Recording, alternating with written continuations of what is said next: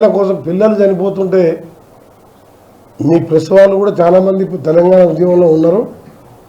అని ఇన్నరు ఉద్యమం చేస్తున్నారు. మనం ఎందుకు చేద్దంటే 3 సంవత్సరాల మంత్రి పదవి వదిలిపెట్టుకున్న వాడిని నేను ఎప్పుడు కూడా తెలిసి తప్పు చెయ్యని. నేను ఒకటే మీకు కోరుతున్నా, నేను ప్రజలను నమ్ముతా, దేవుని నమ్ముతా. దేవుడు అనే ఉన్నాడు. ఎవడన్నా నాలాంటి వారిని సరే ఇప్పటికే నాకు ఒక అన్యాయం జరిగి నా కుమారుడు కోల్పోయి ఆ ఫౌండేషన్ మీద ఎంతోమందికి అడిగినా అడగకపోయినా స్కూళ్ళు కాలేజీలే కాదు వందలాది మంది డాక్టర్లు వీటర్లు ఐఐటి వాళ్ళు నల్సర్ వాళ్ళు వచ్చిన వాళ్ళు సంవత్సరానికి 100 మంది ఉంటారు స్టూడెంట్స్ యావరేజ్. నేను ఎప్పుడు కూడా బయట చెప్పా, ఎన్నికలప్పుడు కూడా నేను చెప్పలే ఇంతమందిని చదివిస్తా ఇంతమంది చదివి, ఎందుకంటే ఇది రాజకీయాల కోసం కాదు.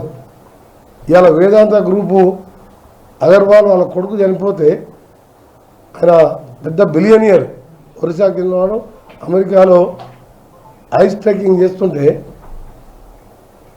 వేదాంత గ్రూప్ వాళ్ళ ఒకటే కొడుకు ఆ ఐస్లో ట్రెక్కింగ్ చేస్తుంటే హెడ్ ఇంజ్యూరీ అయ్యి హాస్పిటల్లో చనిపోతే ఇవాళ పత్రికల్లో చూసిన ఆయన 70 లక్షల కోట్లకు ఉంటాడు.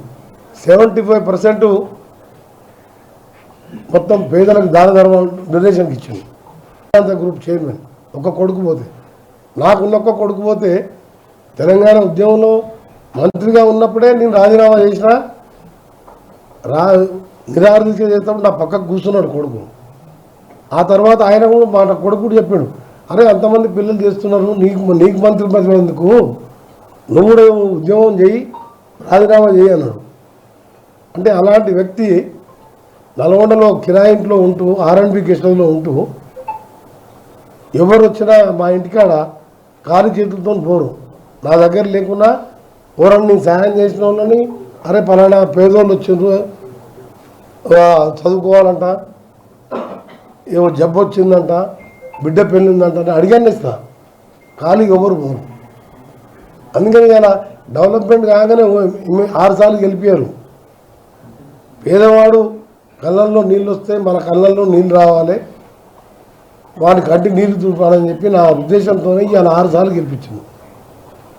నాకు ఎవరు బ్యాకింగ్ ఉండి మా నాయన ఎమ్మెల్యే ఉండి కోటీశ్వరుని కాదు. నేను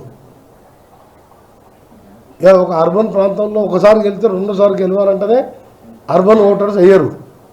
మీరు ఇండియా మొత్తం లెక్క తీయండి, వరుస పోతే 4 సార్లు, ఒకసారి గ్యాప్ వచ్చినా మళ్ళీ 5వ సారి 60,000 మెజార్టీతో గెలిపించాను. అక్కడ ఓడిపోతే భువనగిరిలో 5 రూపాయలు ఖర్చు పెట్టకుండా భారతదేశంలో రికార్డు సృష్టించి ఎంపీ అయినా.